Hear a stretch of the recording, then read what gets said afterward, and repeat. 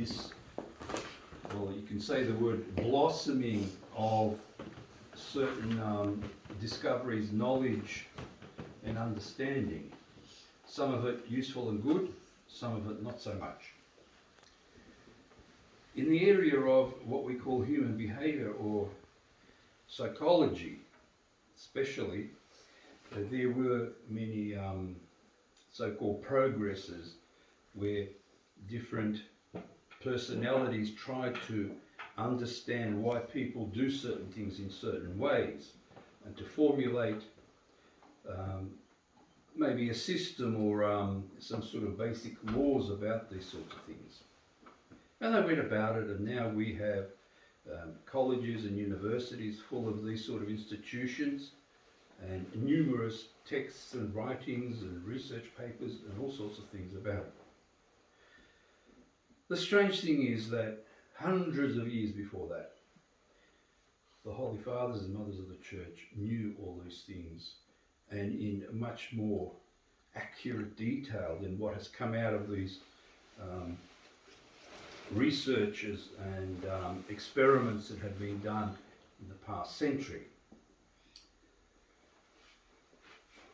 One of the reasons why it's very difficult to pin down a theory of behavior is because each year it changes. What is considered normal one year becomes abnormal the next year, and in a decade is totally ridiculous to what it used to be. So it's like a moving situation, and when you have that, you can't pin down a general theory. However, in Orthodoxy, in the church teachings, we do have such a theory, which is based upon the precepts and the commandments of the church, and which specifies to us the acceptable way that a person on earth should conduct their life in order to be God-pleasing and to strive for Christ-likeness. It is a permanently fixed theory, and it cannot be adjusted or changed in any way from day to day or year to year as it is in the secular realm. On this particular day, we commemorate one of the great heroes of, if you like, divine psychology, human behavior. St. John of the Ladder, who lived in the 7th century and did his work there many hundreds of years before our time. It's a shame that people did not read about him or his works in the institutions and whatever that claim to know all about human behavior, because he sets out in great detail how a human behaves living in this world. And he did this in much the same way that modern experimenters do. They observe certain behavior, record it, and try to make predictions about why that happened and what's going to be the next step. He did the same thing, but he looked at it through the eyes of grace, through the eyes of knowing what is the standard and what is expected of a person to do whilst they are living on earth. Hence he compiled one incredible text, which is actually prescribed reading during Great Lent. It's called the Ladder of Divine Ascent.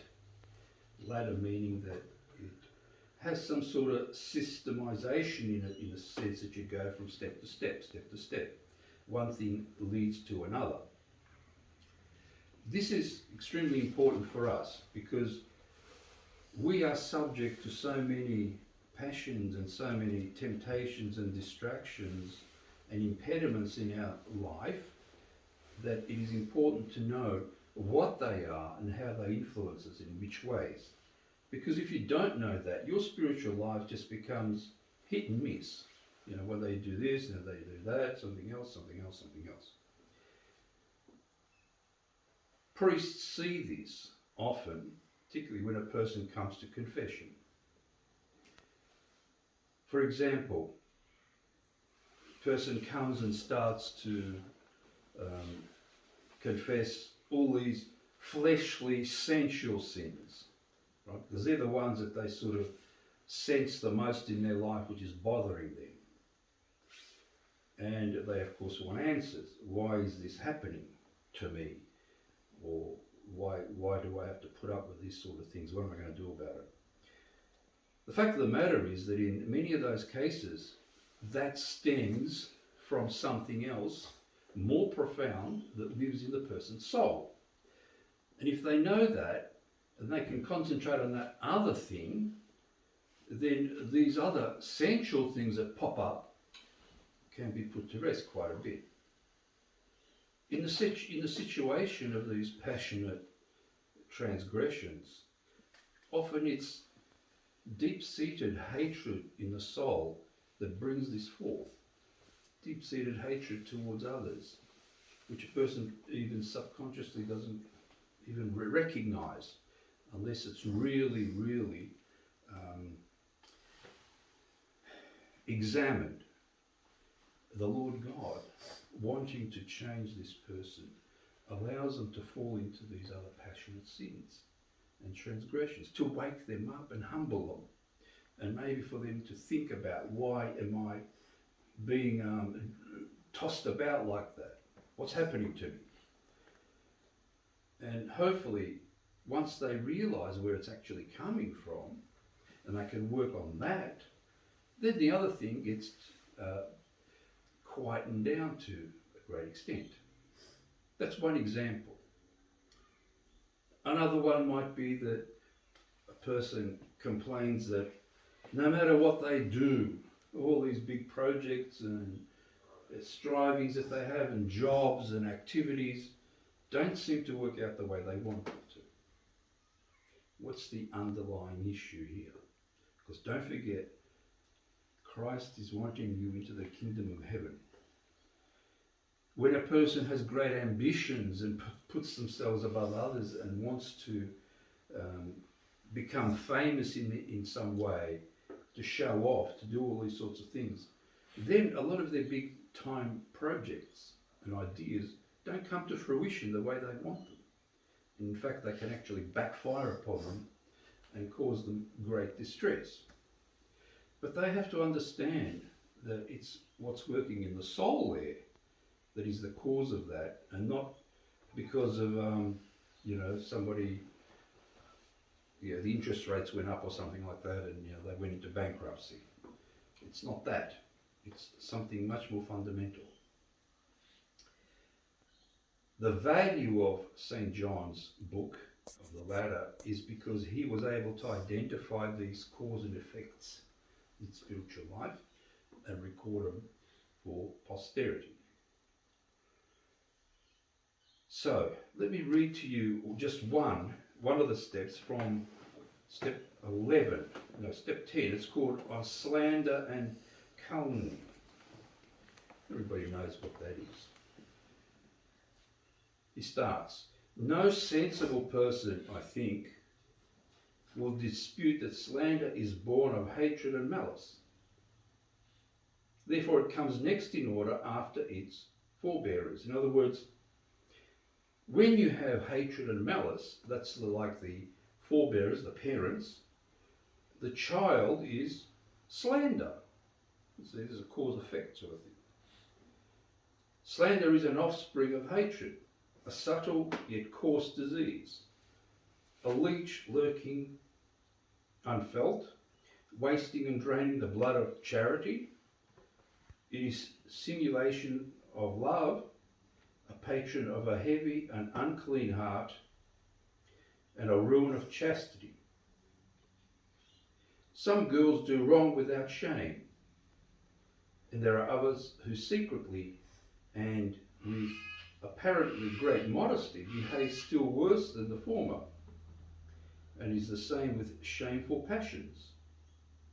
There are many insincere maidens, such as hypocrisy, vice, melancholy, the remembrance of injuries, disparagement of others in one's heart. They appear to propose one thing but they have something else in view. In other words, these sorts of things that he mentions, remembrance of injuries, disparagement, melancholy, and that, lead to also this hatred and slander, right? So if you want to get rid of slander, if you're somehow tossed about by that particular passion, you have to look deeper into yourself. What is going on in my soul that's causing this? Why have I got a propensity to slander and to criticize and judge others? What is it inside me that is inspiring this? And hence, this is why this text that we have from St. John is so important to us, because it inspires us to look deeper into ourselves, especially when you're thinking of confession and repentance and you want to change your way in life. You know, getting rid of melancholy by itself, well, how do you get rid of melancholy by itself? Sort of no particular formula. I can say to you, be happy. You know, okay. But the fact of the matter is that this is allowed to you because you have these inclinations of hatred and hypocrisy inside yourself, which brings forth this other spiritual state. See?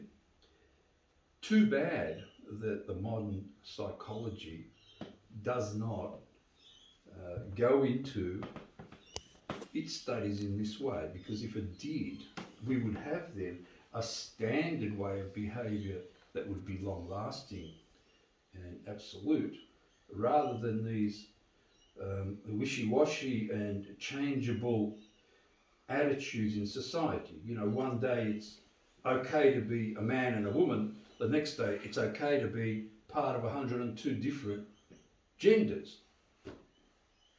You know what I mean? If you were looking at a psychology book from, say, the 1930s, anything to do with crippled gender would be put down as a person needs to be locked away, one way or another. Today, it's anyone who criticises that gets locked away. You know? Well, where is it all going to? I believe there is something like 100 and so genders now that are acceptable in the world. I don't know what they all are, but anyway, that's the state of the fact of the matter.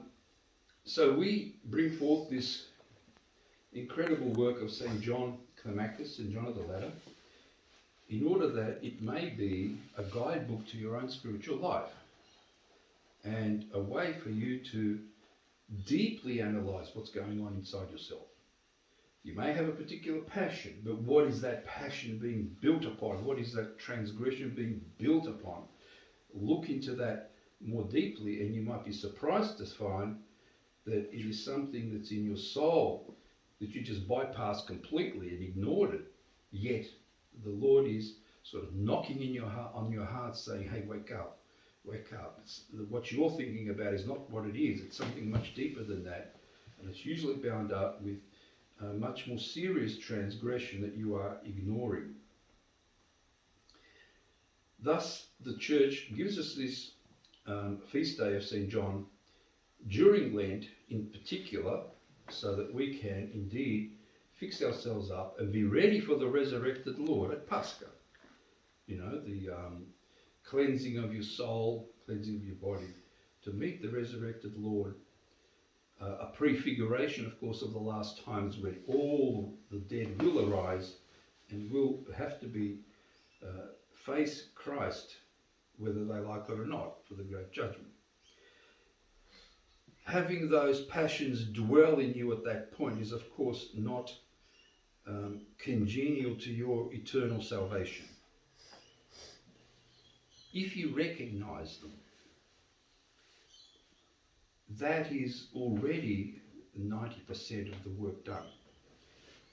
To get rid of them, of course, can be a great struggle, but that struggle is rewarded even if you don't fully manage to purge that out of yourself.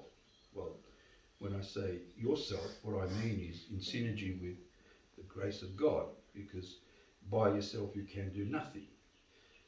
And the Lord often lets you remain to some extent in that state in order to humble you, so that you don't think great of yourself. Oh, I've conquered this particular passion, I'm really good now, I'm on my way to holiness. No, it's far more than that. There are many dimensions and aspects to that in spiritual life. Why, I ask, do not today's very famous and outgoing clergy and bishops and patriarchs tell this to the world? They have the truth in Orthodoxy. You know, you go to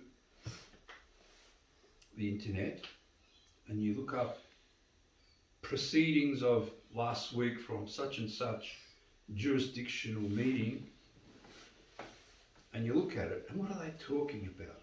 They're these big time,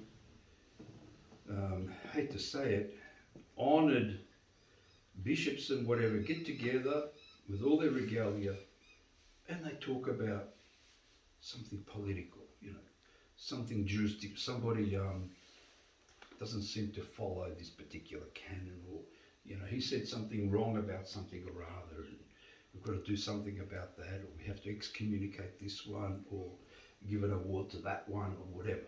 What has that got to do with our salvation? It never used to be like that. Never used to be.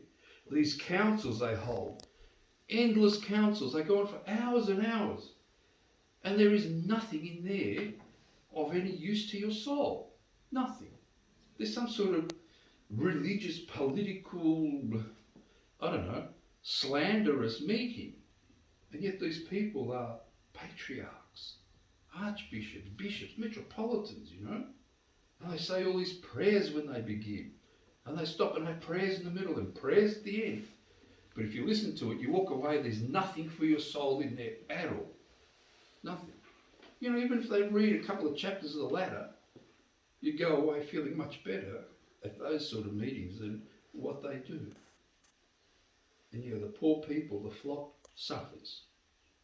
I looked at some recent questions to youth from various countries and whether they believe in Christianity.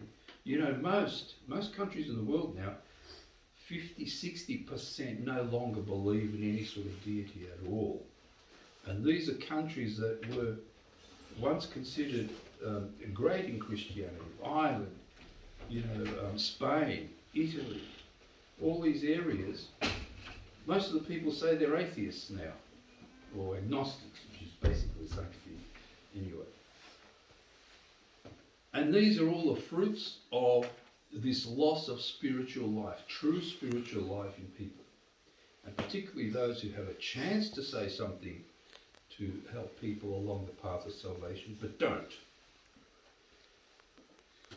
Please don't fall into those sorts of situations, those whisperings about jurisdictions and canons and all this, like so-and-so has had 2 wives, or so-and-so embezzled all this money, or so-and-so did this and so-and-so did that. I had a young man here a few months ago who came and had confession, communion, and then this pseudo-guru in Sydney, priest, slandered something to him, and next time he came, he didn't want to have communion. I said, "What's the matter with you?" I was told I have to have a penance. This poor guy is, 2 weeks since he was baptized. He needs to have communion and instruction. Instead, he's told not to have communion because he believes some priest there that wants to set himself up as a guru and a guide to others. That's an absurdity. That's a real absurdity. You cannot pull somebody away from Holy Communion. That's what they come here for, to fix their soul up. And to give them a penance like that, you would have had to commit a very big sin. abortion or murder or something like that, to prevent a person from having communion.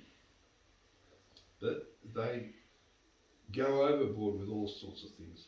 And then the person just gets tossed here, there and everywhere. In the end, he just leaves the church. That's a typical fruit of those sort of things. Sorry to say this, but I see it, and the worst thing is that I see it in very high places in the true church, the Orthodox Church. And we are waiting for this to be trampled upon and purged out of the church situation, because otherwise things are not going to go well in that realm. Of course, the church will not die, and it will purge it out. And from the prophecies of the Holy Fathers, it's not that far away where that's going to happen. With these big time bishops and whatever that have done this, will actually be very forcibly purged out of the church. May we at least hope to see some of this in our lives, so that our children can see the truth and not be tossed and turned by these useless things that do nothing for their souls. God help us in this work.